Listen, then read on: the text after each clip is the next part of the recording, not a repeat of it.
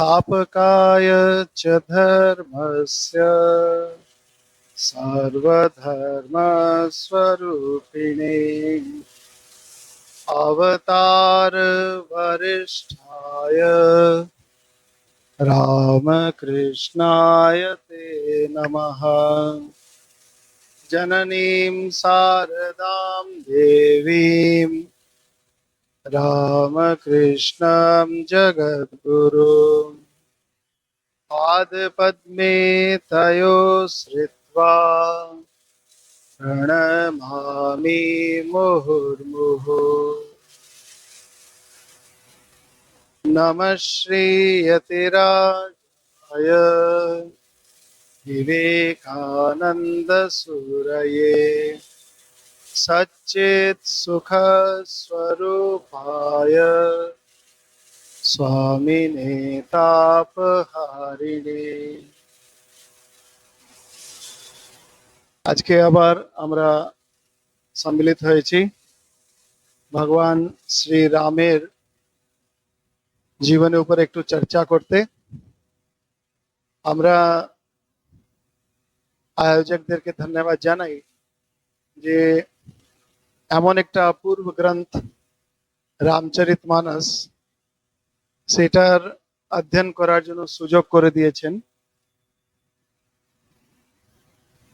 এই গ্রন্থটা আগের যে যারা নিয়মিতভাবে আসছেন তারা জানেন যে তুলসীদাসজি এই গ্রন্থটাকে নির্মিত করেছেন। তার ভিতরে সবকিছু নিজের বলতে পারেন সাধনা, নিজের পাণ্ডিত্য আর ঈশ্বরের আশীর্বাদ এটাতে মিশ্রিত করে ভক্তি রূপী একটা রসায়ন আমাদের কাছে দিয়ে দিয়েছেন। আমরা যেমন একটা পরিপাটি চলে আসে ভগবান শ্রী রামচরিতমানস এই যে পুস্তক, এই যে বড় একটি পুস্তক আপনি দেখছেন, পুস্তকের ভিতরে প্রবেশ করার আগে বলছেন যে একটা সংকীর্তন, শ্রী রাম নামের ছোট্ট একটা সংকীর্তন করে নেওয়া উচিত। আমি তো বেসুরা বেতালা, কিন্তু আপনারা কিন্তু সবাই মিলে খুব ভালোভাবে গাইবেন, এটা আমি জানি যে আপনারা সত্যি করে গাইবেন। তাহলে শুরু করা হোক। শ্রীরাম জয় রাম, जय जय राम, श्री राम जय राम। प्रभु श्री राम जय राम, जय जय राम, श्री राम जय राम, जय जय राम, श्री राम जय राम, जय जय राम, श्री राम जय राम, जय जय राम, श्री राम जय राम, जय जय राम, श्री राम जय राम, जय जय राम, श्री राम जय राम, जय जय राम, श्री राम जय राम, जय जय राम। ओम श्री गणेशाय नमः, श्री सरस्वती देवतायै नमः, ओम श्री परमात्मने नमः। श्री जानकी वल्लभो विजयते तराम, श्री राम कथा रस रसिक प्रभु शंभुनाथ हनुमान। प्रेम सहित आसन धरो सुनो कथा करुगान, श्री सीतानाथाय समारंभाम श्री रामानंदार्य मध्यमाम अस्मद आचार्य पर्यंताम वंदे श्री गुरु परंपरा। सियावर रामचंद्र जी की जय। আমরা অনেক দিন থেকে ভগবান রামের বিভিন্ন ভাবে চিন্তন করে নিজের মনের আহ্লাদের আলাদা একটা গতিতে চলে এসেছি। এখন কি হচ্ছে যে যারা ঘরে রামচরিতমানস পাঠ করছে তারা নিশ্চয়ই, আচ্ছা একটু দেখি কারা কারা পাঠ করেন, কাদের ঘরে রামচরিতমানস আছে। অনেকজনেরই কাছে আছে। কেন কি নিজের হৃদয়ে জিনিস তো বাইরে দেখাতে হয় না, পুস্তক হোক না হোক রাম আমার হৃদয়ে আছে, তাই তো? তাই আপনিও দেখবেন ভগবান শ্রী রামকৃষ্ণ দেবের ইষ্ট দেব, তার ভিতরে রাম বলে একটা জায়গা আছে। হৃদয়ে হৃদয়ে রাম, তার পিছনেও রাম লাগছে। আবার ক্ষুদিরাম, তার পিছনেও রাম আছে।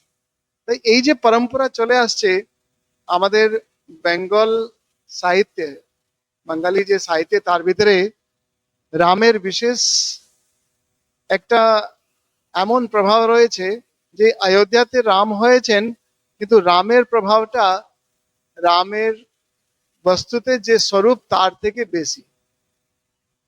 এখন আমরা কথার ভিতরে বিভিন্ন ভাবেই প্রবেশ করতে পারি, যেখানে যেখানেই আমরা যে ভালো লাগে সেটা আমরা প্রবেশ করতে পারি। আপনারা জানেন আমরা যখন রাম নাম সংকীর্তন করি তখন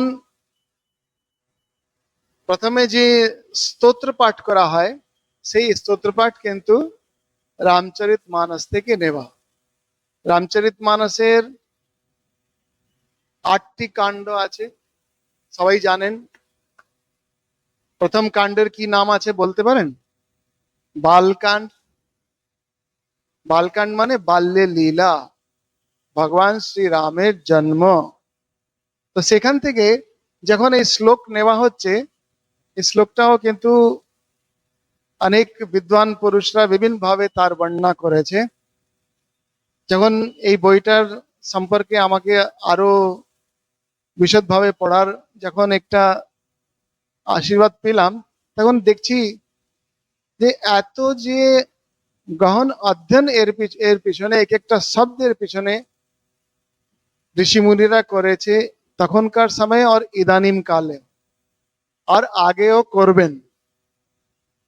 এমন ভাবা যায় যে যেটা আমরা কথামৃত পড়তে গেলে যে রস পাই সেই ভাবটাই কিন্তু এখানে রয়েছে। প্রথম শ্লোকটি আসছে, वर्णानाम अर्थ संघानाम रसानाम छंदसामपि मंगलानाम च कर्तारो वंदे वाणी विनायको। এখন আমরা যখন কথা আরম্ভ করছিলাম তখন কথা আরম্ভের আগে যে সংকীর্তন করলাম, সংকীর্তনের পরে আমরা শ্রী গণেশায় নমঃ, শ্রী গণেশের স্তুতি করা হলো। তার কারণটা কি? যে যতটুকু আমরা ঈশ্বর স্মরণ করছি তার ভিতরে যেন কোনো বিঘ্ন না আসে।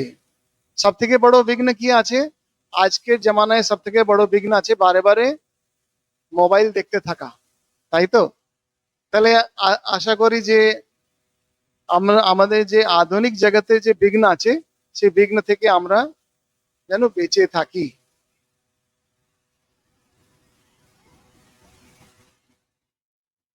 এখানে মনীষীরা বলছে যে গোস্বামীজি কি করছেন, গোস্বামীজি চাইছেন যে এই যে গ্রন্থটি আরম্ভ করব, এটা যেন আরম্ভ হওয়া থেকে সব থেকে বড় জিনিসটা হয় পূর্ণ করে দেওয়া। আমরা জানি যে আমাদের বাড়িতে আমরা অনেক কাজ আরম্ভ করি বটে, কিন্তু পূর্ণ করতে পারি না। এই পূর্ণ করার জন্য, সম্পূর্ণভাবে পূর্ণ করার জন্য ইনি প্রার্থনা করছেন। কেন প্রার্থনা করছেন? বলছেন যে বর্ণা নাম অর্থ সংঘা নাম। তা বলছে বর্ণ, অর্থ, তারপরে তার রস, আর তারপরে তার পরিণতি, এ সম্পূর্ণভাবে রামচরিতমানস যেন যুগে যুগে মানুষকে শ্রী রামের পিছনে যে ব্রহ্ম ভাব আছে সেই আলোটা যেন দিতে থাকে। তার জন্য আমি যে চাই যে প্রত্যেকটা শব্দের ভিতরে, প্রত্যেকটা বাক্যের ভিতরে, প্রত্যেকটা শ্লোকের ভিতরে, প্রত্যেকটা চপাইয়ের ভিতরে যেন এই রসটা থাকে। এমন হয় যে কোনোভাবেই কোনো যুগে কেউ এর ভিতরে ভুল না করতে দেখতে পায়। এখন আপনারা জানেন আগের যে আমরা যখন অধ্যয়ন করছিলাম তখন আমরা দেখেছিলাম যে এই পুস্তকের উপরে, রামচরিতমানস পুস্তকের উপরে কার সিগনেচার হয়েছিল, কে সব থেকে প্রথম ওকে এন্ডোর্সমেন্ট, সব থেকে প্রথম তাকে পড়েছে এই পুস্তকটাকে। আমরা জানি যে ভগবান বিশ্বনাথ মন্দিরে যখন এই পুস্তকটি রাখা হলো তখন ওখানে এই পুস্তকের উপরে ভগবান বিশ্বনাথ কাশীতে ভগবান শিব নিজে ওখানে কি লিখে দিচ্ছেন বলুন? সত্যম শিবম সুন্দরম। এই তিনটি শব্দ খুব ভাবে সুন্দরভাবে লিখে এটা প্রমাণিত করে দিচ্ছে যে এই পুস্তকটা তার আরাধ্য দেব শিব ভগবানের আরাধ্য দেব কে আছেন? ভগবান শ্রী রাম। তার স্তুতি বর্ণনা আছে, সত্য স্বরূপ আছে। মানে সত্য মানে পৌরাণিক কাহিনী নয়। আমরা বেশিরভাগই আমাদের আজকাল বাচ্চাদের একটা একটা রোগ ধরেছে, যা কিছু আইপ্যাড বা এইসবের ভিতরে অ্যাপল বলছে না, গুগল বলছে না, ইয়া কেমন বোঝাচ্ছে না, সেটা কিন্তু বাদ। তো এইরকম ভাবটা যখন চলে আসে তখন সত্যে অন্বেষণ থাকলো না। তো এখানে বলে দিচ্ছেন, ভগবান নিজে বলে দিচ্ছেন এটা সত্যে আছে। তারপরে কি আছে? শিবম আছে। শিবম মানে কল্যাণ, বা হয়তো বলতে পারেন এটা শিব স্বরূপ আছে। সত্যম শিবম, তারপরে সুন্দরম। এখন সুন্দরতার পরিচয় তো কত কবি বিভিন্ন ভাবে দিয়েছে।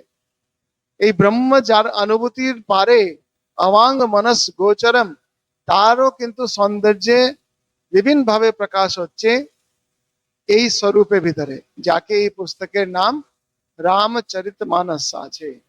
মানসের ভিতরে রামের চরিত্রের বর্ণনা করা হলো। মানস মানে আমার মনের ভিতরে, তাই তো? তো এক দুদিন আগে আমরা আমাদের কথা হচ্ছিল, বলছে যে লক্ষণ গেল, তাকে মেঘনাথ যে আছে একটা বাণে মেরে দিল, তার মূর্ছিত হয়ে গেলেন। তাহলে লক্ষণের কি পাওয়ারটা হলো? তা আরো গম্ভীর ভাবে যদি দেখা যায়, মানে অনেক রকম বর্ণনা আছে, তার ভিতরে এই বর্ণনাটাও মজাদার আছে যে লক্ষণ মানে হচ্ছে আমার মন যে লক্ষ্যের উপরে ঠিক ঠিক একদম সঠিক আছে। লক্ষ্য মানে আমার লক্ষ্যের উপরে ঠিক থাকলে আমি লক্ষণ হলাম।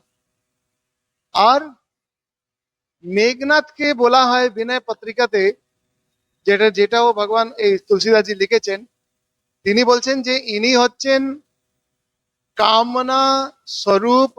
যে মানুষের রূপ ধরে যে রাক্ষস আছে তার নাম হচ্ছে মেঘনাথ। মেঘ মানে মেঘ আছে, আর সূর্যের আলো কোথায় গেল?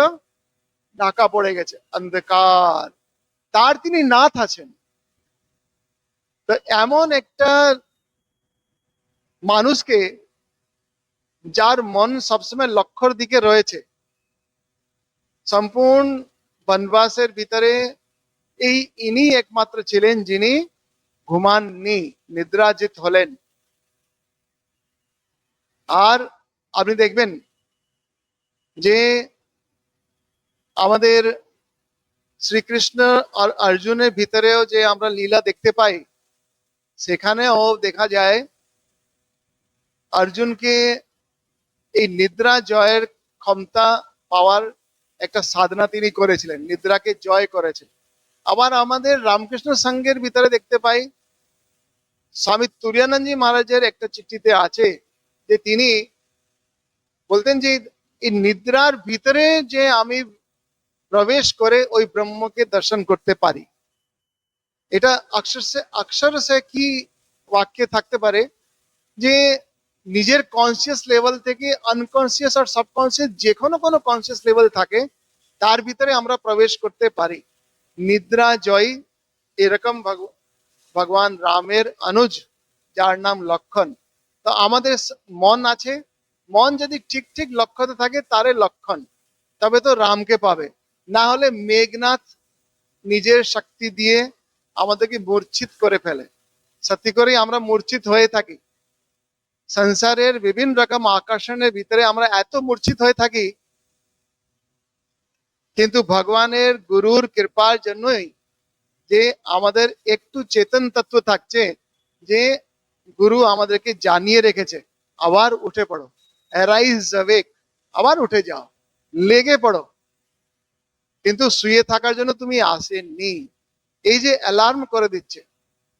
ইনি কিছুক্ষণের জন্য মূর্ছিত হয়ে গেছেন বটে, কিন্তু তার মনে চেতনা ছিল, আবার কিন্তু জেগে উঠেছিলেন। আবার মেঘনাথ বদের ভিতরে তার আমরা দেখতে পাই। কিন্তু যখন জেগে উঠেছেন বা এটা হয়েছে, তার আগেকার ঘটনা আরো আছে, যে এখন একজন ডক্টরের দরকার। মূর্ছা হয়ে গেলে ডক্টরের দরকার। এখন ডক্টর যে আছে আমাদের এখানে, ডক্টর কি রকম রামকৃষ্ণের সঙ্গে আমাদের ডক্টর হয় আমাদের গুরুজি। গুরুজিরা ভগবানের নাম দিয়ে আমাদের কোথায় নিয়ে যান? ঈশ্বরের চরণে ফেলে দেন। এখন বুঝলে বীরজানন্দজি মহারাজ বলছেন, আমি দিলাম মন্তর, এখন মন তোর। তার মানেটা হচ্ছে তখন হনুমান তাকে উঠে নিয়ে নিজের কোলে করে উঠিয়ে নিয়ে চলে যাচ্ছেন। দেখুন এখানে বলছেন যে এমন একজন গুরু পেলাম, হনুমান উঠিয়ে নিয়ে চলে যেতেন, লক্ষণকে নিয়ে যাচ্ছেন কার কাছে নিয়ে যাচ্ছেন? রামের কাছে নিয়ে চলে যাচ্ছেন। এখন তারপরে কাহিনীটা আমরা দেখতে পাই, জামবন্তজি এসে বলেন যে এই যে আছে এই মূর্ছাটা কিন্তু কাটবে না। কবে কাটবে? যখন বেদ্যকে ডাকা হবে। বেদ্য কোথায় আছে? এই শত্রুর ঘরেই আছে। শত্রুকে, যাকে রাবণ বলে বলা হচ্ছে। এখন এই রাবণের কাছে যখন তিনি যাবেন, নিয়ে আসবেন, ইত্যাদি ইত্যাদি সব কার্যক্রম করবেন, দেখবেন যে এই বেদ্য হচ্ছেন আমাদের গুরু। আবার নিয়ে আসছেন কার কাছে? ঈশ্বরের কাছে নিয়ে আসছেন, রামের কাছে নিয়ে যাচ্ছেন। এই ভাবটা কিন্তু আমাদের সম্পূর্ণভাবে প্রত্যেকটা অবতারের ভিতরে বারে বারে আসে। এই সাম্য ভাবটা দেখার জন্যই রামচরিতমানস, তার থেকেও পুরানো একটি গ্রন্থ আছে, তার নাম কি আছে বলুন তো? যে আদি কবি বাল্মীকি লিখেছেন তার নাম হচ্ছে, বলুন, রামায়ণ। যেখানে রামের বিচরণ আছে, রাম যাত্রা করছেন, রামের সম্পূর্ণ যাত্রার পুস্তকটি হচ্ছে রামায়ণ। আর রামের এই সম্পূর্ণ যাত্রা আমার মনে চিন্তন করার নামটা হচ্ছে রামচরিত মানস। আর এখানে বলা হয়, আগের যে আমরা যখন ক্লাস করেছিলাম, বসেছিলাম, তখন আমরা দেখেছিলাম যে এই যে তুলসীদাসজি হচ্ছেন, তিনি যে আগের জন্মে বলা যেতে পারে বা তিনি যে রকম কাজ করেছেন সেটাতে বোঝা যায় যে ওই কাজটা ওখান থেকেই তিনি ধরলেন যেখানে তিনি শেষ করলেন। আপনি দেখবেন বাল্মীকি রামায়ণে বাল্মীকি যেরকম কাজটি করেছেন, তখনকার প্রচলিত ভাষা সংস্কৃতের ভিতরে তিনি এত সুন্দর কাব্য রচিত করলেন, তার সামনে আর কোনো কাব্য নাই। আর বাল্মীকিজি নিজে চোখে দেখার জিনিসটা লিখছেন, আর রামচরিতমানস নিজে ভাবার জিনিসটা লিখছেন। একটা হচ্ছে চোখে দেখা, আর চোখে দেখে যখন মনন চিন্তন করে নেওয়া হয়, আবার অন্যকে বর্ণনা করা হয়, তার ভিতরে আরো ভাব দৃঢ় হয়ে যায়। তাই ভগবান রামের যখন অ্যাকচুয়াল ফ্যাক্ট দেখতে হয়, তখন কি করতে হয়? তখন বাল্মীকি রামায়ণের শরণাপন্ন হতে হয়।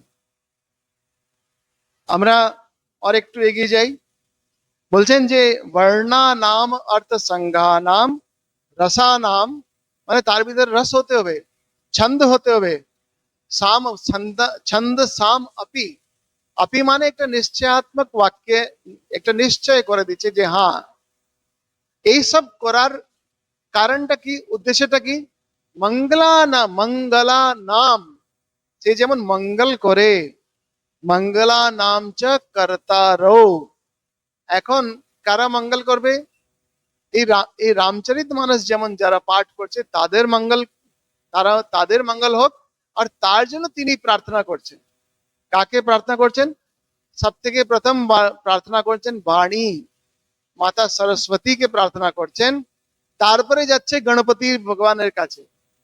বলছেন যে অনেক বিদ্বানরা এখানে বলছে যে বিনায়ককে পরে বললো কেন, বিনায়ককে তো আগে দেওয়া চাই। তিনি বলছেন এই যে পুস্তক, এই যে গ্রন্থ, তার পাঠ করার পরে যে মঙ্গল হবে তার রক্ষা করার জন্য তো বিনায়ক দরকার আছে। সম্পূর্ণ ভাবে যে কাজটি হবে, আমরা যা বার্তালাপ করছি, আপনি যে শুনছেন, এই সবগুলো হচ্ছে বাণীর কৃপা। বাণী মানে মাতা সরস্বতীর কৃপা। কোন কোন গ্রন্থে মা সীতাকে বাণী বলে বলা হয়েছে।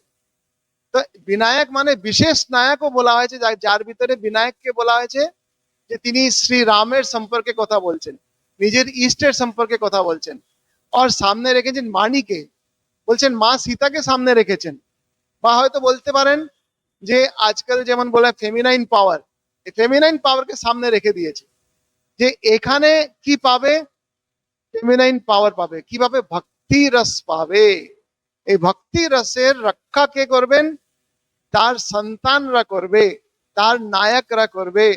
আর তার জন্য বিনায়ককে অন্ত সময় তিনি ডাকছেন, বলছেন মঙ্গলা নাম চ কর্তারৌ বন্দে বাণী বিনায়কৌ।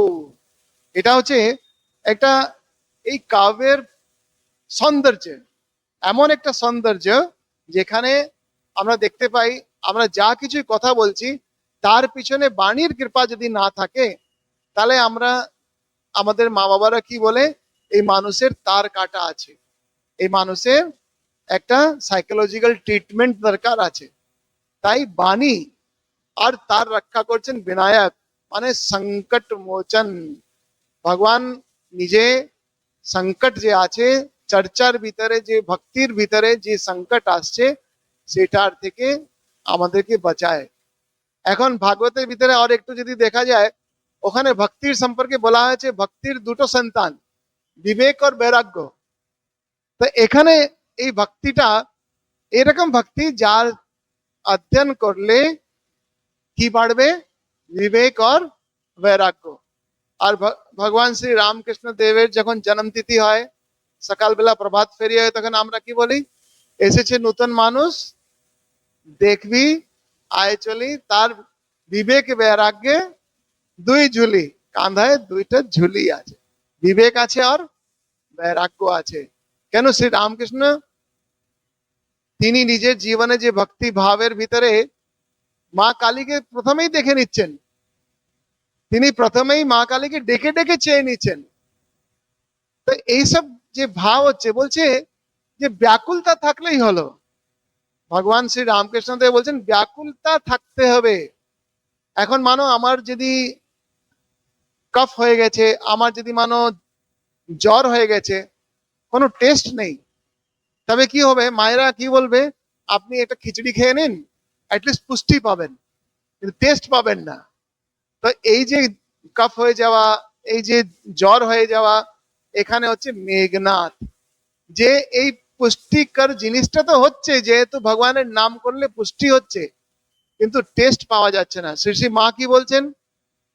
জলের ভিতরে যদি মানুষ কেউ কাউকে ধাক্কা দিয়ে ফেলে দেয় তাহলে স্নান তো হয়ে গেল, কিন্তু যে নিজে থেকে গিয়ে জলে হাবুল টুবুল ছাপল টাপল করে আনন্দ করবে, সেই আনন্দটা পাবে না। কেন? তখন মরে না যাই রে, উঠে উঠে তাড়াতাড়ি কিনারাতে যেতে চায়, কিন্তু স্নান হয়ে গেল। তেমনি এই ঈশ্বরের আরাধনা এরকম যে গুরু হয়তো আমাকে জানিয়ে দিল, গুরু জোর করে আমাকে ওষুধ খাইয়ে দিল, আর येन केन प्रकारेण ভগবানের চরণে পড়ে গেলাম। এখন দেখি এদিকে ওয়ানার জাতি আছে, এদিকে রাক্ষস জাতি আছে। এই প্রভাবটা সবসময় আমাদের মনে চলে আসছে যখনই দেখবেন নিউজ পেপার খুলে দেখবেন আজকে এটা এটা এটা এটা এটা, তা কালকে দেখবেন আজকে ভালো একটা কিছু কিছু হয়েছে, আবার দেখবেন আর একটা কিছু নেগেটিভ জিনিসটা লেখা আছে, আবার একটা পজিটিভ জিনিসটা আসছে। তো এই দোনার ব্যালেন্সই হচ্ছে, প্রত্যেকটাই সদ্গুণ আর দুর্গুণ দোনোই বাঁচতে চায়। এই দোনো বাঁচার জন্যই প্ল্যাটফর্ম কিন্তু একটাই, সেটা হচ্ছে মন। তাই আমাদের লক্ষ্য ঠিক রাখতে লাগে। এই মনের উপরে মেঘনাথ নাচতে পারবে না। যদি লক্ষ্য ঠিক থাকে যে আমার হচ্ছে ব্যাকুল ভাবে ঈশ্বরকে ডাকাই হচ্ছে আমার লক্ষ্য, আচ্ছা ঈশ্বরের দর্শন পাবো কিনা, এই ব্যাকুলটা তো তিন টান হলে আমরা দেখতে পাই। এখানেও আমরা তুলসীদাসজিকে দেখি, আমি যখন পড়ছিলাম দেখলাম যে ওই রকমই বার্তা কিন্তু ইনি এখানে বলছেন। আমরা যেমন যেমন প্রবেশ করব দেখতে পাবো। এখানে একটা খুব মজাদার জিনিস আমার ভালো লেগেছে, সেটা আপনার সঙ্গে ভাগ করে নিচ্ছি।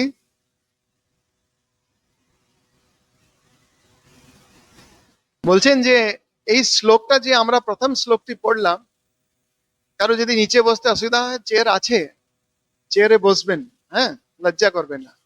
চেয়ারে বসলে শুনতে আনন্দ হয়, শরীরের দিকে ধ্যান কম হয়। পূজনীয় রঙ্গনাথন জি মাঝ বলতেন যে স্বাস্থ্য মানেটা কি হচ্ছে, যখন মনটা স্বর ভিতরে স্থিত আছে, তার মানে শরীরের ভিতরে যখন এদিকে মনে থাকে এইদিকে মন থাকে, তার মানে স্বর ভিতরে স্থিত হতে একটু প্রবলেম আছে। তো যেরকম সুবিধা শরীরের হয়, সেটা শরীরের আবদার তো মেটানো যাবে না, একটু কষ্টে থাকলেও সেটা তপস্যা। ঈশ্বর নামের স্মরণ করতে যে তপস্যা করলাম সেটা কিন্তু আনন্দ। আপনাদের ওইদিকে পাখা চলছে কিন্তু আমার পাখা চলছে না, আমার কিন্তু তপস্যার আমি আনন্দ পাচ্ছি। কেন? আপনারা আনন্দ পাচ্ছেন রাম কথাতে। তাই এখানে যে আমাদের ইদানিম যে মনীষীরা আছে তারা খুব সুন্দর বলেছেন। বলছেন যে এই প্রথম শ্লোকটা যে পাঠ করা হলো, বর্ণা নাম অর্থ সংজ্ঞা নাম রসা নাম ছন্দ সাম আপি, তারপরে মঙ্গলা নাম চ কর্তারো বন্দে বাণী বিনায়ক। বলছে যে সম্পূর্ণ রামচরিত মানসের আটটি যে তার অধ্যায় আছে, সেটার নাম, সেটার महत्व, সেটার প্রাপ্তি এই শ্লোকের ভিতরে হয়ে যাচ্ছে। কি রকম হচ্ছে? বলছে যে যখন বর্ণা নাম আমরা উচ্চারণ করছি, তার নাম, তার পরিচয় হচ্ছে, কোন বাক্যে লিখতে গেলে বর্ণ জানতে হয় কি না। তার মানে এটা হলো বালকাণ্ড, মানে ভগবানের বাল্য লীলা আরম্ভ হলো। কোন কথা জানতে গেলে বর্ণ আগে শিখে না নিলে আমরা লিখতে পারবো পারবো না। তাই হাতে খড়ি ছোটবেলায় করিয়ে দেওয়া হয়, বাবা যাই হোক কি করবে কিছু একটু করুক, তাই তো প্রথমে ওম এইম সরস্বতী লিখিয়ে দেওয়া হয়। এখন মা সরস্বতী তুমি জানো কেন, বাণী বিনায়ক, এই বাণীকে আগে ডেকে দেওয়া হয়। যদি বাণী না থাকে, যদি বাণীর ভিতরে শব্দ না থাকে, ছন্দ না থাকে, বর্ণ না থাকে, তাহলে কি করে যে আমি বিচারটা প্রকট করব। এটাই বলছে যে এটা হচ্ছে বাল্য লীলার আরম্ভ। বলছে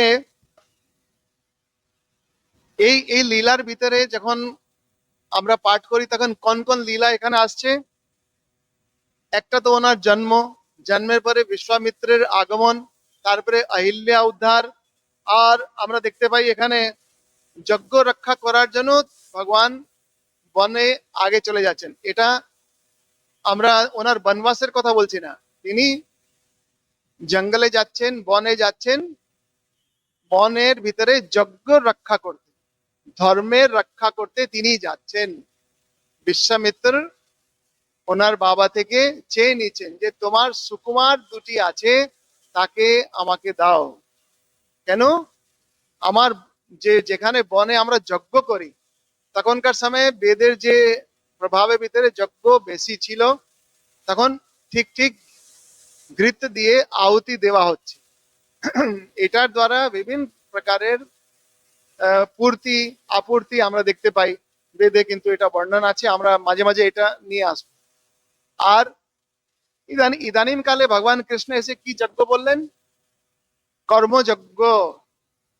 শ্রী স্বামীজি যে আমাদের লোগো বানিয়েছে, সেটাতে এই সব যজ্ঞটাকে একসঙ্গে নিয়ে এসেছেন। কোন কোন যজ্ঞ নিয়ে এলেন বলুন তো?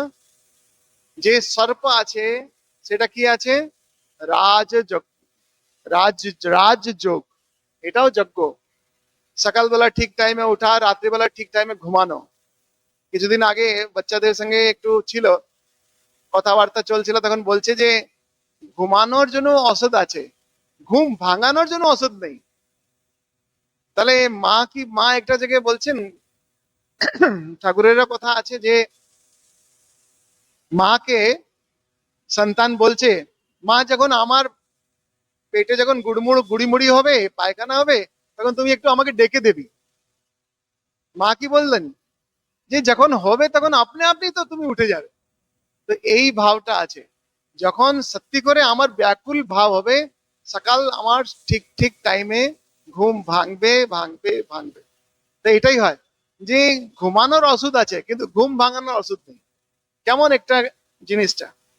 যাক, এই বর্ণা নামের কথা থেকে, বর্ণ আরম্ভ মানে বাল্যে লীলা আরম্ভ হলো। তারপরে বলছে অর্থ সংজ্ঞা নাম। অর্থ সংজ্ঞা নাম মানে এখানে বলছে অযোধ্যা কাণ্ড। অযোধ্যা মানে ভগবান শ্রী রামচন্দ্রজি এখানে অযোধ্যা কাণ্ডের ভিতরে কি কি লীলা করেছেন সেটা এখানে অর্থ। অর্থ মানে কার জন্য? যেমন হচ্ছে ভোজনার্থম, ভোজনের জন্য আমি আমি যাচ্ছি মায়ের কাছে, ঠিক আছে তো। বিদ্যা অধ্যয়নার্থম, কোথায় যাচ্ছি? বিদ্যা অধ্যয়ন করতে বিদ্যালয়তে যাচ্ছি। তো সেই রকম এই অর্থটা কি আছে বলছে, অযোধ্যা কাণ্ড আসছে এখানে। বলছে এখানে কি কি অর্থ হচ্ছে, ভগবান দশরথের জন্য কি অর্থ আছে বলছে, রাম রাজ্য অভিষেকম। রাম রাজ্যের অভিষেক তিনি চিন্তা ভাবনা করে নিয়েছেন। আর এই এই জিনিসটাকে মনোর্থ, নিজের মনোরথ সিদ্ধির জন্য রাম রাজ্যে অভিষেকম করার জন্য তৈরি হয়ে গেছে। এরপরে কি আছে? এখন দেবের কথা বলছে। দেব মানে কপালে কি লেখা আছে। এখানে রাম রাজ্যের অভিষেক হবে, রামকে ডাকা হয়েছে, বাকি সবকে ডাকা হয়েছে যে কালকে তার অভিষেক হবে, নিয়ে এসো। আর যেমনই এসছেন মা কেকেইর, যে আপনারা সব জানেন বিভিন্ন বৃত্তান্ত, আরো যেমন যেমন সময় যাবে আমরা আরো ভিতরে প্রবেশ করব। ওই বৃত্তান্তের পরেই next day everything is changed, কপাল বদলে গেল। তো এটাকে বলা হয় দেব মনোরথ সিদ্ধার্থ। এর মনোরথ, রাম রাজ্য অভিষেকম মনোরথ কার ছিল? রাজা দশরথের। কিন্তু দেব তার ইচ্ছা কিছু আর আছে, তার ইচ্ছা আছে অন্য কিছু। এখন তারপরে হচ্ছে এই রাজ্যটা কাকে উৎসর্গ করা হচ্ছে? ভগবানকে উৎসর্গ করা হচ্ছে, কিন্তু কার জন্য, কে এটাকে পাচ্ছে? রাজা ভরত। ভরত কিন্তু রাজা হতে চাইছে না। আমরা যখন বাল্মীকি রামায়ণ পড়ি, আরো তর্ক সঙ্গে এই জিনিসটা আমরা ওখানে দেখতে পাই। তারপরে বলছে শ্রীরাম সঙ্গ বন গমনার্থ, এটাও একটা অর্থ আছে। মানে ফর হোয়াট, তা কেন এটা হচ্ছে? এই সব লীলা হলো। লীলার পরে দ্বিতীয় অধ্যায় কার জন্য? দ্বিতীয় অধ্যায়ের ভিতরে রাম সঙ্গ বন গমনার্থ কারা কারা গেল? ওনার অনুজ গেলেন আর ওনার সহধর্মিণী গেলেন। তারপরে বলছে, তারপরে শব্দটা আছে যেটা আমরা পড়তে পাই, বর্ণা নাম অর্থ সংজ্ঞা নাম রসানাম। এখন এটাকে পণ্ডিত লোক বলেন এই রসানাম মানে হচ্ছে অরণ্য কাণ্ড। এটাকে কি রকম বলা হচ্ছে? অরণ্য মানে জঙ্গলের ভিতরে। অরণ্যের ভিতরে মানুষের পরাক্রম না থাকলে আমরা যেতে পারবো না। সংসারের ভিতরে আমরা যে অরণ্যের ভিতরে আছি, বিভিন্ন রকম মানুষ, দেখতে মানুষের রূপ, কিন্তু ভিতরে বাঘ ভালু অনেক লুকানো আছে, है ना। আর টিয়া পাখিও লুকানো আছে, এদিকে শুনে এদিকে বলে দিলাম, है ना। আর বলে যে এই এই সব জঙ্গলের ভিতরে, মানুষ রূপী জঙ্গলের ভিতরে প্রথম হলো বালকাণ্ড, তারপরে আমরা দেখছি অযোধ্যা কাণ্ড। এখন অরণ্যতে চলে এলাম। এই অরণ্যের ভিতরে, জঙ্গলের ভিতরে সবকিছুই আছে। ওখানে কে থাকতে পারবে? যার পরাক্রম সিদ্ধ হবে। তার মানে বলছে এই পুস্তকের ভিতরে একটাই পরাক্রম, রসা নাম। যদি আনন্দ যদি না পাই, তাহলে এই পুস্তকের কোনো মানে নেই। আনন্দ পেতে হবে। তো এই যে রস আছে, আমরা কি রকম রস দেখেছি? ভগবান শ্রী রামকৃষ্ণ দেব কত রকম রস বলে বলুন তো? সব থেকে উন্নত হচ্ছে ব্রহ্মানন্দম, ঠিক আছে? তারপরে নিচে ভজনানন্দম, তারপরে নিচে সংসারের যে আনন্দ আছে ভোগানন্দম, তাই তো? এরকম শ্রী রামকৃষ্ণ দেব নিজে ক্যাটেগরি করে দিয়েছেন কেমন করে এই আনন্দের পরিণতি। আর যদি বিবেক চূড়ামণিতে যান, বিভিন্ন রকম জায়গাতে আমাদের যে কারণ শরীর পর্যন্ত পৌঁছার আগে সব থেকে প্রথম হচ্ছে অন্নময় রস, অন্নময় কোষ, যেটাতে আপনারা আমরা সম্পর্ক করতে পারছি, এই শরীরটাকে দেখা যাচ্ছে। তারপরে আমরা দেখি প্রাণময় কোষ, তারপরে মনোময় কোষ, তারপরে প্রাণময় কোষ, তারপরে বিজ্ঞানময় কোষ, আর তারপরে আসে আনন্দময় কোষ। এই আনন্দময় কোষ পর্যন্ত যাওয়ার যে রাস্তা, এই রাস্তাটা খুঁজে নেওয়ার কাজটা হচ্ছে এই ধর্মগ্রন্থগুলি। ঠিক ঠিক নিজেকে পালন করা, যেমন রাজযোগ, সকাল থেকে সন্ধ্যা পর্যন্ত আমার রুটিন সেট করা রাজযোগ হয়ে গেল। ভিতরে দেখলাম স্বামীজি দেখছেন, আর কি দেখেছেন? অরণ্যকাণ্ড। কি রকম? সমুদ্রের ঢেউ, এটা সব সময় হিল্লোল করছে। এই এত শব্দ, আপনারা যদি গঙ্গাসাগর গিয়ে থাকেন, রাত্রিবেলা যদি ওখানে বাস করেন, আমাদের এখানে আমার একটা সৌভাগ্য হয়েছিল। তো আমার যে টেন্ট ছিল, যে জায়গাতে ঘুমোলাম, সেটা মাটির উপরে বিছানা। আর ওখানে রাত্রিবেলা ঘুমানোর সময় এই যে মাটির ভিতরে এই কল্লোলটা শোনা যায়, সমুদ্রের ঢেউ আসছে যাচ্ছে। ওরে বাবা, কি মজা হয়! আমি ভাবছিলাম যে এই কল্লোলটা এই মাটির ভিতরেও যদি বাজছে, তাহলে সমুদ্রের ভিতরে যে শঙ্খ থাকে, সেটার যে কল্লোলটা কি বিচিত্র করে সুন্দর হয়। তার কারণটা হচ্ছে তার উপরে সম্পূর্ণ সমুদ্রের জলের চাপ রয়েছে। এই চাপের ভিতরেও তার বৃদ্ধি হয়েছে। আর সেইটা যখন হাতে আসছে ভগবানের হাতে, তখন ধর্মের তিনি শঙ্খ বাজান। তাই তো প্রত্যেকবার আরতির আগে আমরা শঙ্খনাদ করি। আর আপনারা দেখেন গীতার ভিতরে আপনারা দেখবেন পাঞ্চজন্যম ঋষিকেশম গুড়াকেশ। তো প্রত্যেকটা মানুষের একটা আলাদা আলাদা শঙ্খ আছে, একটা আলাদা আলাদা বাণী আছে, একটা আলাদা আলাদা ট্রেডমার্ক আছে। আপনি কথা বললে তার ভিতরে বাণীর আলাদা স্বরূপ ওখানে মিশ্রিত রয়েছে। এই ভাবটা কিন্তু এখানে দিয়েছে। বলছে যে অরণ্যে এই যুদ্ধ ইত্যাদি তো আনন্দ, পরাক্রম, সৌষ্ঠব, শক্তি, এই শক্তি ভাবটা কিন্তু এখানে অরণ্য কান থেকে পাওয়া যায়। আর এই রসটা আগেকার আমরা যে পাঠ করেছিলাম তার ভিতরে ছিল কি রকম রস আছে, অনেক রকম রসের বর্ণনা করা হয়। এখানে আছে শৃঙ্গার আদি রস, আবার বিশ্ব একটা রস আছে, তারপরে বীর্য মানে শক্তি, তার গুণ, রাগ, দ্বেষ ইত্যাদি সব রস এক জানান।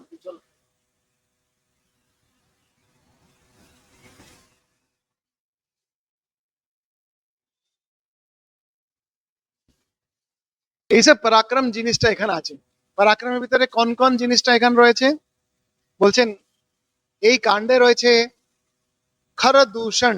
সব থেকে প্রথমে যে মারামারি হচ্ছে, যে প্রথমেই যখন তিনি প্রবেশ করছেন, এদেরকে দেখতে পাওয়া যায়, ত্রিশিরা ওখানে আসে। তারপরে রাবণের মতোই আরো বলি লোক, যারা বলবান লোক আছে, তারা রাক্ষস রাজের সেনাপতি লোক ওখানে এসে কিন্তু যুদ্ধ করেছেন। আর দেবতা মানুষ ইত্যাদি সবই আছে। বলছেন বিভিন্ন জায়গায় বিভিন্ন স্থানে যে রাক্ষস রাজ রয়েছে, রাক্ষসরা রয়েছে, বলছে 14,000 রাক্ষস তাদের নাশ করেছে। এখন এই গণনা কি রকম করেছে সেটা তো বুঝতে পারবো না, কিন্তু এরা এইভাবে বলেছে যে কেন কি এখানে অনেক রাক্ষস জাতি রয়েছে, তার নাশ করেছে। এখন ইদানিং কালের যদি আমরা আমরা যদি ব্যবস্থা দেখি, অর্থব্যবস্থা দেখি বা আমরা রাজনৈতিক ব্যবস্থা দেখি বা যেমনই দেখি, প্রত্যেকটা দেশ অন্য দেশের ভিতরে কি উন্নতি হচ্ছে তার জন্য একটা গুপ্তচর ভাবে ছেড়ে রেখেছে। ওই দেশের ভিতরে কোনো একটু অরাজকতা, কেমন একটু কিছু একটু অশান্তি, এইসব গুলো করার জন্য অনেক লোক ছেড়ে রাখে। এখন এই রাক্ষসরা, তার বাড়ি হচ্ছে লঙ্কা, সে আবার এখানে করছেটা কি, করছেটা কি? তার মানে রাবণ নিপুণ ছিলেন, এই রাজনীতির ভিতরে নিপুণ ছিলেন। আর এখানেও অযোধ্যাতে যে রাজা আছেন তারাও নিপুণ আছেন, যে এদেরকে চিনতে পারেন যে এরা কে। বিশ্বামিত্র চিনতে পেরেছেন, বলেছেন যে আমার এই দুজন যুবক লাগবে এই লোককে হার মানিয়ে দেওয়ার জন্য। দে আর মোর দেন সাফিসিয়েন্ট, এরা দুজন হলেই হবে। তাহলে দেখো, আসুরি শক্তির সামনে শতগুণী মানুষ একজন হলে সাফিসিয়েন্ট। একটা কোনো জায়গা যাওয়া হলো, সেখানে কোনো একটা বিদ্বেষ হচ্ছে, কিছু একটু হচ্ছে, তখন আমার ব্যক্তিগত জিনিসটা মুখে চলে এলো। সেখানে একজন বলছে আমি এখনই ফোন করলে 5,000 জনকে নিয়ে আসতে পারি। ঠিক, আমার কাউকে ডাকতে লাগে না, লাগবে না, আমি একাই 100 নি, আমি একাই 5,000 একটা নতুন ভাববো। যে এমন একটা চিন্তা ভাবনা করে সৎ মানুষ অসতের সামনে দাঁড়াতে পারে। কারণটা কি? যেখানে আলো থাকে সেখানে কি অন্ধকার থাকে? থাকবে না। তো এই ভাবটাই কিন্তু এখানে দেখা যায়, যে এই পরাক্রম ভাবটা কিন্তু আমরা অরণ্য কারণের ভিতরে পাচ্ছি। এরপরে এগিয়ে যাই। রসানাম হলো, তারপরে ছন্দ সাম আপি। ছন্দ সাম আপি বলছেন, এটা দিয়ে জানা যায় কিষ্কিন্ধা কিষ্কিন্ধা নগরীর কথা। কিষ্কিন্ধা নগরী কি রকম ছিল, কেমন করে তার আহ, নগরীতে লোক বাস করতেন, বানর জাতি কি রকম আছে, সেই বানর জাতির বর্ণনা আমরা কিন্তু বাল্মীকি রামায়ণে খুব বেশ সুন্দর করে পাই। এখানে কিন্তু আমরা যে আহ, চারিদিকে যে এক সামান্য পরিকল্পনা রয়েছে, যে হনুমান মানে মঙ্কি, কিন্তু বাল্মীকি রামায়ণ পড়লে হনুমান মানে বা সুগ্রীব মানে বালি মানে তারা হচ্ছে জঙ্গলের ভিতরে থাকার একজন মানুষ রূপী প্রজাতি। এখন যখন সুন্দরবনে আমরা যাই, ওরা মধু সংগ্রহ করতে বা অন্যান্য কিছু শিকার করতে যখন যায়, মুখের উপরে একটা মুখোশ পরে যায়, সেটা বাঘের মুখোশ হোক চাই যেমনই হোক। তো ওরা ওখানে থাকতে থাকতে ওই রকম অঞ্চলে থাকতে থাকতে ওই রকম জায়গাতে থাকতে থাকতে কি রকম করে নিজেকে ওই পরাক্রম ভাবে থাকতে হবে সেটা শিখে নিয়েছেন। আপনারা আমরা হয়তো সুন্দরবন এলাকায় গিয়ে মধু আনতে পারবো না, কিন্তু যারা ওখানকার বাসিন্দা জানে যে কি রকম করে কাজটি করতে হয়। তেমনই বলা হয় যে এরা মুখোশ পরতেন, এদের লেজ ছিল। যেমন আমরা যখন দেখতে পাই সুগ্রীব কোথায় রয়েছে, উপরে ওই পাহাড়ের উপর রয়েছে, ওই পাহাড়ের নামটা ভুলে গেছি, যেখানে বালি পৌঁছাতে পারবে না, আর নিচে থেকে দেখছে যে রাম লক্ষণ যাচ্ছেন, তারা কে, তাদেরকে দেখতে হবে। তাদেরকে দেখার জন্য হনুমানকে পাঠাচ্ছে। হনুমানকে বলছে তুমি ব্রাহ্মণ রূপ ধরে যাও। তখন এই ব্রাহ্মণ রূপ ধরে যাচ্ছে, তাহলে আমরা যদি বলি এই যে লাখ ভেলকি ফুস, এরকম যদি হয় তাহলে আজকে এখানে বসে আছে আমি মিস্টার ইন্ডিয়া হয়ে গেলাম। ইটস নট লাইক দ্যাট, এটা এমন নেই। তিনি নিজের মুখোশ ইত্যাদি সব রেখে ব্রাহ্মণ রূপে যাচ্ছেন, ভাবা যায়? তো এই জিনিসটা আমাদের সংশয় নাশ করে ধর্মগ্রন্থের অধ্যয়ন করলে বোঝা যায় যে এমন মানুষের ভিতরে বল থাকে। স্বামীজি মহাবীরের বলটাকে, মহাবীরের শক্তিটাকে প্রত্যেকটা মানুষের ভিতরে দেখতে চাইতেন। কে ছড়িয়ে দাও ভগবান হনুমান, যাকে মহাবীরের তোমরা জীবন চর্চা করিবে। তার কারণটা ছিল একটা মানুষের ভিতরে এত মহান শক্তি থাকতে পারে, তার নিজের কারণটা নিজে স্বয়ং হনুমান। হনুমান বলতে গেলে যার অহংকার চূর্ণ করা হলো, তাই হনু, তার মান। ওই যে ইন্দ্র এসে তার কিছু একটু আপনারা দেখবেন বিভিন্ন দেবতাগুলো উনি এত উদ্দণ্ডশালী ছিলেন যে ওই অহংকারটা চূর্ণ হচ্ছে, তার জন্য ওই নামটা এরকম। তো এগিয়ে যাই, এই কিষ্কিন্ধা নগরীর সম্পর্কে যা কিছু আমরা পাই ছন্দ সাম, কেন কি ওখানে বানরদের সংখ্যা অনেক। তো ছন্দ যে থাকে, এই ছন্দ করোড় করোড় সংখ্যাতে থাকে। আমরা বইতে যখন রামচরিত মানস পড়ি, এত ছন্দ আছে যে আমরা আনন্দ পাই। যেমন হনুমান চালিসা আমরা পড়ি, শ্রী গুরু চরণ সরোজ রজ নিজ মন মুকুর সুধারি বর্ণৌ রঘুর বিমল যশু जो দাবকু ফলচারি। ছন্দ চপাই অনেক কোটি কোটি আছে। তাই বলে যে কিষ্কিন্ধা কাণ্ড যে এখানে হচ্ছে, তাকে ছন্দ সাম আপি এর উপমা দেওয়া হয়েছে। এখন বলছে ছন্দ যেটা আছে মানুষের ভিতরে স্বতন্ত্র ভাবে থাকে, যে আমার ভাবটা আপনাকে, আমি স্বতন্ত্র আছি নিজের ভাবটা আপনাকে দিতে ইয়া জানাতে, কিন্তু নেওয়ার যে অধিকার আপনার নিজস্ব আছে। কেন আপনার নিজেরও ছন্দ বাজছে, বলছে না গানের ছন্দ ভিতরে চলছে। তো কেউ যদি রামচরিত মানস গেয়ে কাউকে শোনাচ্ছে, আর অন্য জনের মানুষের ভিতরে আজকে আতিফ লেলার কোনো গান ভিতরে গান ছন্দের ভিতরে বাজছে, সে তার গানটা নিতে পারবে না। তো ছন্দ অনেক রকম, তার ভাবটা অনেক রকম। এখন বলা যাচ্ছে, আমরা চলে এলাম কিষ্কিন্ধা কাণ্ড। তারপরে হচ্ছে যে আপি শব্দ আছে, আপি আর কপি এক করে দিল, বলছে এটা সব থেকে সুন্দর আছে, সেটাকে বলা হচ্ছে সুন্দর কাণ্ড। এই সুন্দর কাণ্ড সঙ্গে এই শ্লোকের এই আপি শব্দের ব্যাখ্যা করা হয়েছে। আর এগিয়ে যাই, বলছে মঙ্গলা নাম। এই যে মঙ্গলা নাম শব্দ আছে, এটা কার জন্য? বলছে এটা লঙ্কা কাণ্ডের জন্য আছে। কেন লঙ্কা কাণ্ড? ওখানে রাবণেরও কিন্তু মঙ্গল হচ্ছে, রাবণকে তিনি মুক্তি প্রদান করছেন, বিভীষণকে রাজ্যাভিষেক করে দিচ্ছেন, সীতা মাইয়াকে নিয়ে আসছেন, হনুমানকে নিজের জায়গা দিয়ে দিচ্ছেন। এই সবগুলো কোথায় হচ্ছে? লঙ্কা কাণ্ডের ভিতরে হচ্ছে। তাই বলছে মঙ্গলা নাম এই শব্দটা যখন আমরা উচ্চারণ করি, এই সম্পূর্ণ পুস্তকের এই যে কাণ্ডগুলো আছে সাতটি, সেটা এখানে ব্যাখ্যা করা হয়ে গেছে। তারপরে আসছে চ কর্তারো।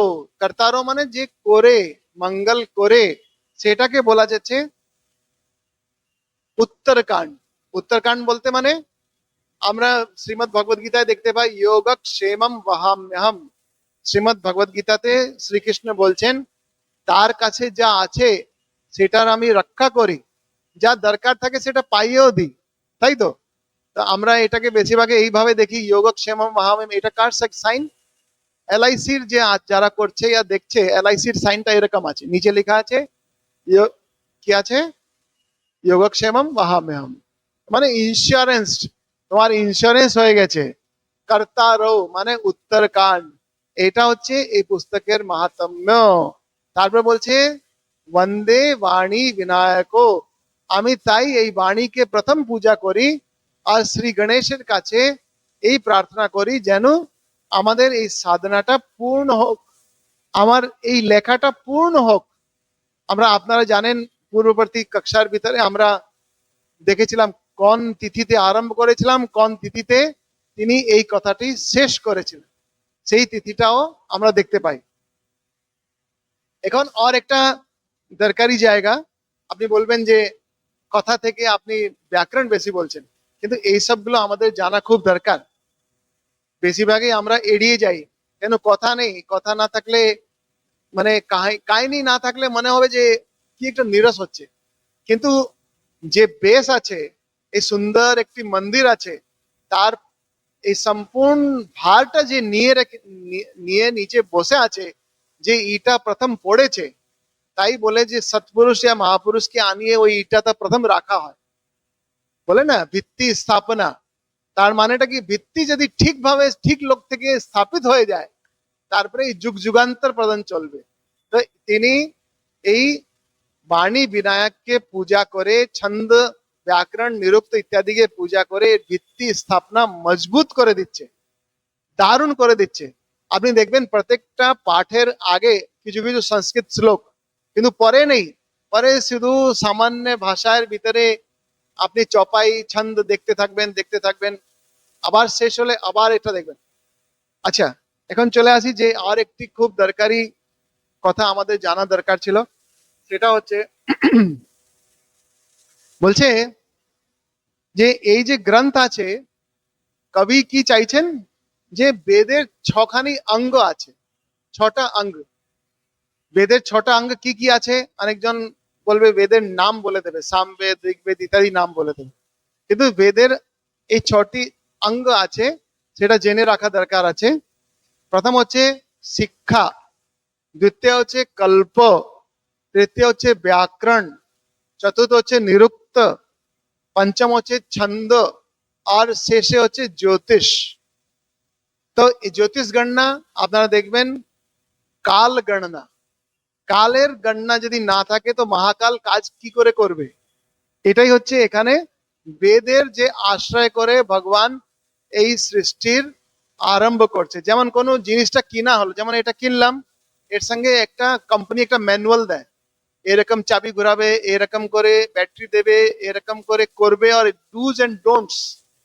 তো বেদ হচ্ছে dos and don'ts, how to do, কি রকম ফল চাইছো এরকম।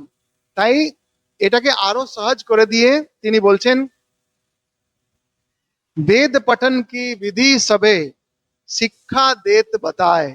শিক্ষা মানে বেদের ছখানি ভাগটা কি আছে আমার সঙ্গে বলুন, মনে পড়বে। প্রথম হচ্ছে শিক্ষা, একসঙ্গে বলুন, শিক্ষা, কল্প, তৃতীয় হচ্ছে ব্যাকরণ, চতুর্থ হচ্ছে নিরুক্ত, আর পঞ্চম হলো ছন্দ, আর ষষ্ঠ হচ্ছে জ্যোতিষ। ঠিক আছে, মনে থাকবে তো নিশ্চয়ই, মনে না থাকলেও থাকবে, হ্যাঁ না? কেন? জ্যোতিষটা লাস্টে পড়ছে, আরম্ভ হচ্ছে শিক্ষা থেকে।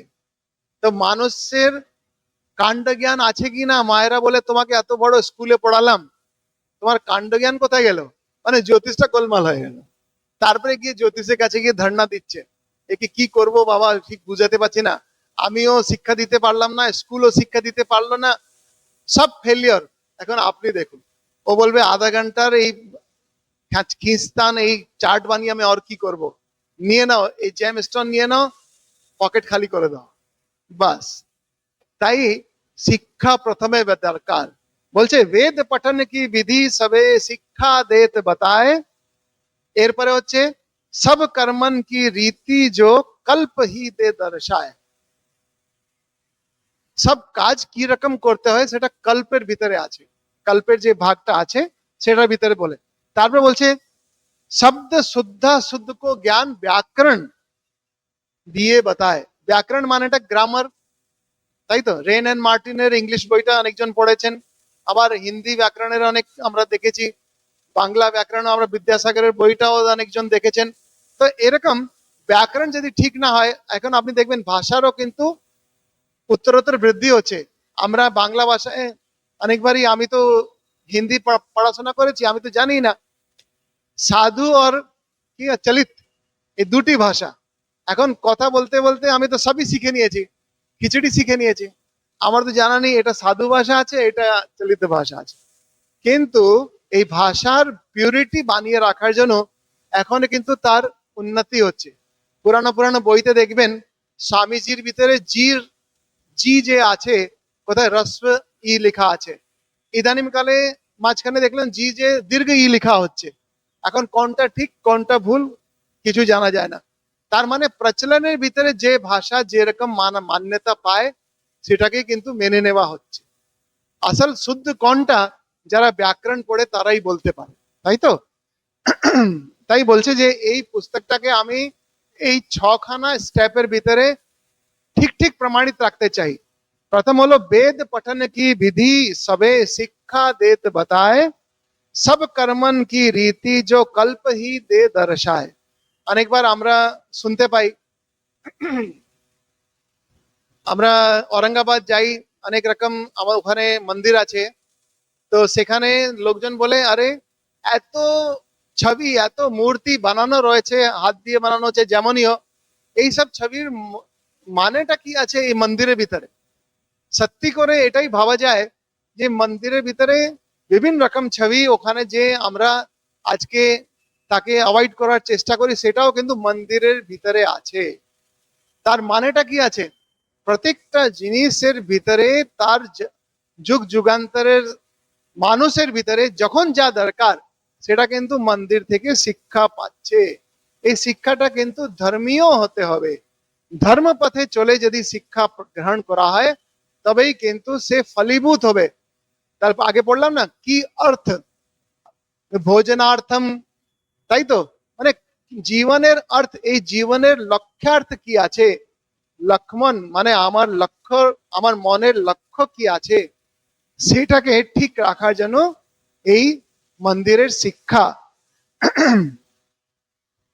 वेद पठन की विधि सबे शिक्षा देत बताए, सब कर्मन की रीति जो कल्प ही दे दर्शाए, शब्द शुद्धा शुद्ध शुद्ध और अशुद्ध को ज्ञान व्याकरण जान, कठिन पदन के अर्थ को करे निरुक्त बखान।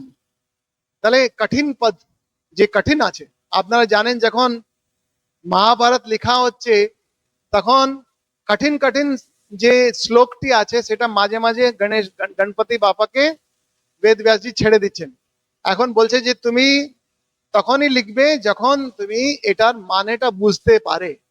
তো দেখবেন মহাভারতের ভিতরে কিছু কিছু নিরুক্ত আছে যেটা আমরা সাধারণ ভাষায় বুঝতে পারি না। কুটস্থ মানে খুব কূট ভাবে লেখা হয়েছে, কূট ভাবে বলা আছে। কিছু কিছু শ্লোক আছে সেটা গণপতি বাপা নিজের বুদ্ধিতে যদি ঠিক বুঝতে পারে তাহলে এটা সরল হবে সম্পূর্ণ মানব জাতির জন্য। এইভাবে আগেকার ঋষি কিন্তু নিরুক্ত ব্যবহার করেছে। তারপরে বলছে, এরপরে ছন্দ কাকে বলছে? অক্ষর মাত্রা বৃত্ত কো জ্ঞান ছন্দ সো হয়। আমরা দেখেছিলাম অনুষ্টুপ ছন্দের কথা বলেছিলাম আগেকার যখন প্রথম কক্ষা যখন আমরা আরম্ভ করেছিলাম। এটা ছন্দের একটি প্রকার, তেমন অনেক রকম ছন্দ আছে। তারপরে বলছে জ্যোতিষ কাল জ্ঞান ইনি বেদ ষড়ঙ্গ গণায়। এই ছখানা যে স্টেপ আছে সেটা সম্পূর্ণ ভাবে জ্যোতিষ যেটা আছে সেটা এটাকে সম্পূর্ণ করে দেয়, বেদটাকে সম্পূর্ণ করে দেয়, এই কালখণ্ডটাকে সম্পূর্ণ করে দেয়। এই জিনিসটা যেন এটাতে থাকে। কোনটাতে? রামচরিত মানসের ভিতরে তার বেস, তার ভিত্তি এত স্ট্রং আছে যে তখন থেকে যে বানানো এই কাব্য গ্রন্থ আজকেও কিন্তু মান্য, সর্বমান্য রয়েছে। আচ্ছা, এখনো আমাদের কাছে 10 মিনিট আছে।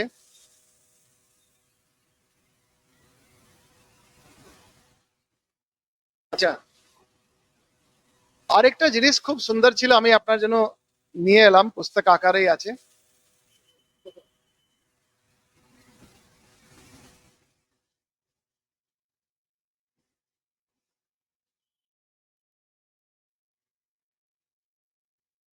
বা আপনি বলবেন এত মোটা বই নিয়ে এসেছেন।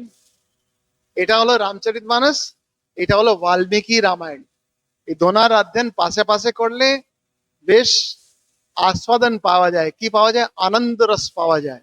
আর এই আনন্দ রসের জন্যই এটাকে, একটা শ্লোক আছে সেটা আমার ইচ্ছা ছিল যে আপনার সামনে এটা রাখি। এখানে নারদজিকে একটা বাল্মীকির প্রশ্ন আছে, সেই প্রশ্নটা কিন্তু খুব দুর্দান্ত। মানে আমরাও যেমন এই প্রশ্নটা নিজেও এখন করি যে ইদানিম কালে ওই যে স্বামীজি হলেন, শ্রী রামকৃষ্ণ হলেন, মা শারদা হলেন, ইনার মতো কোনো মানুষ আছে? হয়তো মনের ভিতরে এটা প্রশ্ন হবে। আর কাউকে দেখতে না পায় বলেন না না তারা তো ভগবান ক্যাটাগরি, তাদের তাদের আলাদা ক্যাটাগরি, তারা আমাদের মতো নেই, আমরা তাদের মতো হতে পারবো না, ইত্যাদি ইত্যাদি করে আমরা ছোট মোটো কোনো একটা কথা নিয়ে জীবনটা কেটে দিই। কিন্তু এই প্রশ্নটা আগেও হয়েছে, বাল্মীকি রামায়ণ কত আগে লেখা হয়েছে, তখনও তিনি এই প্রশ্নটি করছেন। বলছেন কোন अस्मिन् সাম্প্রতম লোকে, এই যে আজকের যুগের ভিতরে এমন কি আছে এই লোকের ভিতরে? গুণবান কশ্চ বীরবান ধর্মজ্ঞশ্চ কৃতজ্ঞশ্চ সত্যবাক্যো দৃঢ়বৃতঃ। এখন দেখো এটা হচ্ছে, আপনারা যদি শ্রীমদ্ ভগবত গীতা পড়েন সেটাতে অনেক রকম আমরা দেখতে পাই যে যখন কথা বলে তখন বেশি খাঁসি হয় না, এটা গণপতি বাবাকে বলতে হবে দেখো রক্ষা করো। বলছে যে আজকের ডেটে এমন মানুষটি আছে কিনা, কি রকম মানুষ, को न अस्मिन् साम्प्रतं लोके गुणवान कश्च वीर्यवान धर्मज्ञश्च कृतज्ञश्च सत्यवाक्यो दृढ़व्रतः। মানে আসুরি প্রবৃত্তি আর সদ্ভাবের যে প্রবৃত্তি, এই প্রবৃত্তি সম্পর্কে শ্রীমদ্ ভগবত গীতায় কিন্তু আছে। তো ওখানেও যদি আপনি দেখেন এই ভাবটাই বর্ণনা করা হয়েছে, শ্রীকৃষ্ণ অর্জুনকে এরকম ভাবনা বলছেন। আচ্ছা, এরপরে প্রশ্নের ভিতরে এই শ্লোকের ভিতরে আসছে, বলছে চারিত্রেণ চকো যুক্ত, যে চরিত্রবান মানুষ আছে, মানে ভ্যালু এডুকেশন যেটা আজকে কথা বলা আছে, who is established in the values, চারিত্রেণ কো যুক্ত সর্বভূতেষু কো হিতঃ। শ্রীমদ্ ভগবত গীতায় অর্জুনকে তিনি বলছেন সর্বভূতে রতঃ, যে সবাইদের ভিতরে আমাকে দেখে সর্ব কল্যাণের কাজ করে তাকে তুমি সাধু ভাববে, এরকম ভাবটা আমরা এখানে দেখতে পাচ্ছি। সুহৃদ সর্বহৃদেষু, সবাইদের জন্য সুহৃদ আছে, এরকম ভাবটা আমরা যখন পড়ি তখন বলি সত্যি করে কি আজকের ভিতরে এই মানুষটি আছে। যখনই শ্রীমদ্ বাল্মীকি রামায়ণ পড়ি প্রথম এটাই প্রশ্ন করে উনি আরম্ভ করছেন, বলছেন বিদ্বান কহ ক সমর্থশ্চ কশ্চৈক প্রিয় দর্শনা, কাকে দেখে বলতে পারি দেখতেই সুন্দর লাগছে, খুব ভালো লাগছে, আবার তিনি বিদ্বানও আছে আর সমর্থ আছে। মানে সমর্থ কে হবে, আমরা বলবো রাজা সমর্থ আছে, বিদ্বান মানে সব বেদের জ্ঞান আছে, আবার দেখতেও যেমন প্রিয় হয়। যেমন রামকে দেখে কি একটা সুন্দর বর্ণনা রয়েছে, আমরা যেমন যেমন পড়ি কি আনন্দ হয়। যখন রাম জন্মভূমিতে ভগবান শ্রী রামের মন্দির হচ্ছে, এমন একটা সুন্দর একটা ওনার রূপ নিয়ে আসা হয়েছে, যে মূর্তিকার আছে তাকে জিজ্ঞেস করা হয়েছে সে কত ধ্যান মনন করেছে তবে গিয়ে ওই রূপটা আনতে পেরেছে। আচ্ছা, বলছে আত্মবান কো জিত ক্রোধ, সে মনটা সবসময় আত্মাতে রতি আছে, জিত ক্রোধ যে ক্রোধকে জয় করে নিয়েছে। বলছে দ্যুতিমান কো অন্ন সুয়কঃ, দ্যুতিমান মানে যে কান্তি আছে, দেখতেই যার ভিতরে আলো রয়েছে, যে আমরা বলি মা কালী, দেখতে কালী কিন্তু আমার কালী করে ভুবন আলো। তো এমন শ্রী রাম যে রয়েছেন পীতাম্বরধারী, পীতাম্বরধারী মানে সবসময় দ্যুতিমান রয়েছে, কান্তিময় রয়েছে। বলে তারপরে বলছে অনসূয়কা, যে কারু নিন্দা করে না। আমরা তো নিন্দা করতে মানে আর টায়ার্ডই হয় না, চালিয়ে যাই, যখনই নিউজ খুলি যখনই নিউজ পেপার পড়ি নিন্দার প্রসঙ্গ যদি বাদ দিয়ে দেয় তো নিউজ পেপার চলবে না, এরকম ভাবটা। বলছে কস্য বিভ্যতি, এইসব ভালো গুণের ভিতরে বলছে কস্য বিভ্যতি দেবাশ্চ, কার থেকেই দেবতারাও ভয় খাচ্ছে। ভাবা যায় এরকম, আমি জানতে চাই জাত রোষস্য সংযোগে, যার ক্রোধটা যদি হয়ে যায় তো দেবতারাও কিন্তু তার থেকে ভয় খায়। মানে তারপর বলছি এতদ ইচ্ছামি অহম শ্রোতুম, আমি এই ইচ্ছা করছি জানার জন্য শোনার জন্য। বলছে শ্রোতুম পরম কৌতূহলম হি মে, আমার মনে শোনার আগেই কৌতূহল হচ্ছে কি সত্যি করে এমন একটা মানুষ এই ধরাধামে আছে। আমাকে হে নারদকে তিনি জিজ্ঞেস করছেন আমাকে একটু জানাও। বলছে মহর্ষি তম সমর্থ আসি, বলছে হে মহর্ষি হে নারদ মুনি তুমি সমর্থ আছো, তুমি বেদের সম্পূর্ণ এই 6টি অঙ্গের জানকারি তোমার কাছে আছে, বেদের তোমার ছন্দ আছে, নিরুক্ত আছে, জ্যোতিষ আছে, সব জানো, আমাকে কিন্তু তুমি জানাও। বলছে মহর্ষি তম সমর্থ আসি জ্ঞাতুম এবং বিদম নরম, এমন নর দেখতে চাই। আমরা যে গান করি নর দেব দেব নর, এই নর দেব এমন চাই। তার মানে এত যে নর নারীরা রয়েছে তার ভিতরে এরকম প্রকাশ তার সম্ভাবনা রয়েছে। এই হচ্ছে ধর্মগ্রন্থ পাঠ করে এই সম্বল পাওয়া যায়। এই শক্তি পাওয়া যায়। তিনি বলছে আমি এমন নর দেখতে চাই।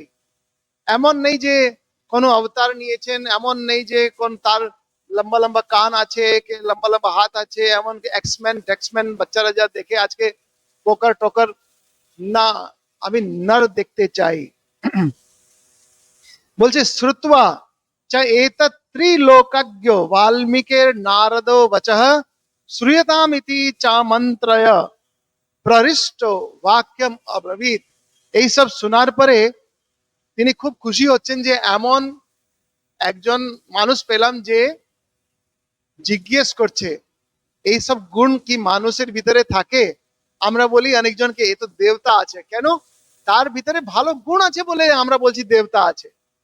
আর শ্রী শ্রী মা কি বলেন যে সবাইদের ভিতরে আমরা যদি মানো ভালো জিনিসটা দেখতে পাই, যদি ওই মানুষ যদি একটা কোনো খারাপ কথা বলে দেয় ইয়া খারাপ কাজ হয়ে যায়, আমরা ওই 99 ছেড়ে ওই একটাই দেখি, হ্যাঁ না? 100%-এর ভিতরে 1% যেন বাচ্চাদের আমাদের বলি যে অনেকবারই দেখি যে 99% হয়েছে, বা হয়তো 69% হয়েছে, বা হয়তো আমরা দেখি যে 80% হয়েছে, আমরা সবসময় বলি কম আছে, তাই তো? অসন্তোষ প্রকাশ করি। তো বলছে যে এটা এমন 100% পারফেক্ট নর আমি দেখতে চাই। আর এই প্রশ্নের জন্য নারদ মুনি খুব খুশি হচ্ছেন, খুব আনন্দ পাচ্ছেন। এখন তিনি বলছেন, কি বলছেন? বহবো দুর্লভাশ্চ এব, এটা সত্যি দুর্লভ জিনিস। ইয়ে ত্বয়া কীর্তিতা গুণঃ, তুমি যে কীর্তন করলে, যে গুণগান করলে, যে এমন নর দেখতে চাই, সত্যি করে এমন মানুষ দেখা জানা সত্যি করে মুশকিল, দুর্লভ। মুনেহে বক্ষ্যামহম, হে মুনি আমি বলতে যাচ্ছি তোমাকে, আমার বিচার পূর্বক আমি তোমাকে জানাচ্ছি। বলছে মুনেহে বক্ষ্যাহম বুদ্ধবা তের যুক্ত শ্রূয়তাম নরহ, এমন একজন পুরুষ যাকে বিচার পূর্বক আমি বলছি, তুমি ওনার নামটা শুনো। কারোর নামটা সঙ্গে সঙ্গে না বলার পরে যেমন হয় না, আপনারা আমরা আমরা যখন প্রথম প্রথম রামকৃষ্ণ সঙ্গে যেতে শুরু করলাম, প্রত্যেকটা সাধুকেই এমন লাগতো যে ও ইনি সেই আছেন, ইনি সেই আছেন, সব তো টাকলা মাথা, ও সেই আছে, চশমাও সবাইদের পরা আছে, আরে কালকে এনাকে দেখেছিলাম, ইনি আছেন, নামটা তো আমরা জানি না। তাহলে এই বর্ণনা আমরা কি করে করি?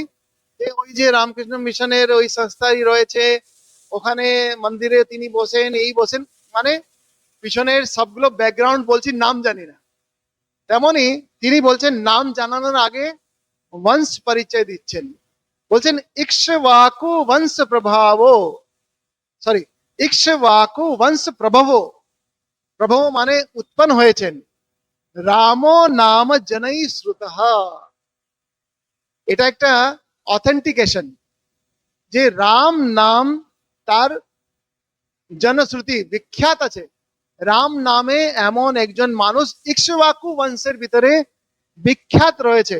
বলছে নিয়ত আত্মা মহাবীর দ্যুতিমান ধৃতিমান বশী, বুদ্ধিমান নীতিমান वाग्मी শ্রীমান শত্রু নিবর্হণ বিপুলাংশো মহাবাহু কম্বু গ্রীব মহাহনু, মানে এখন রূপ সৌন্দর্য ইত্যাদি সব চলে এসছে, মানে তার গ্রীবা এমন লম্বা করে, এমন সুন্দর ওনার ঠোঁটি, এমন করে উনি ওর সম্পর্কে বলছেন।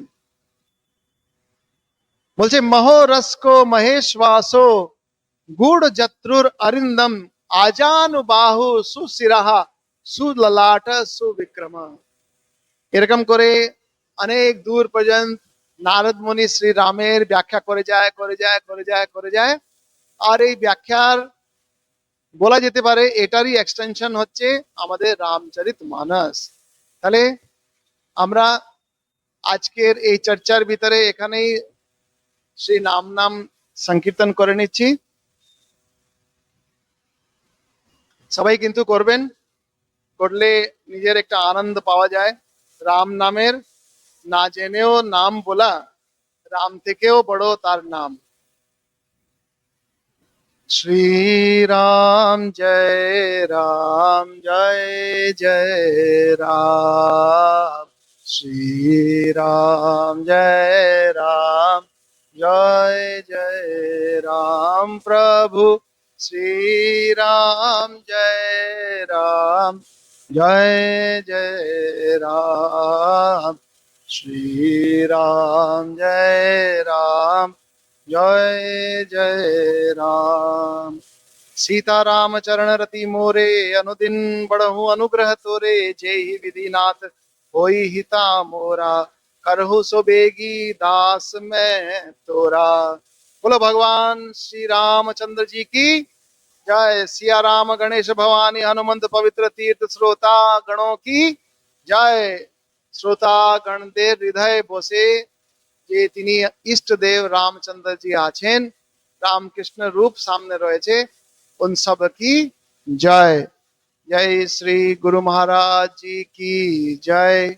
जय महामाई की जय। जय स्वामी जी महाराज जी की जय। जय गंगा माई की जय।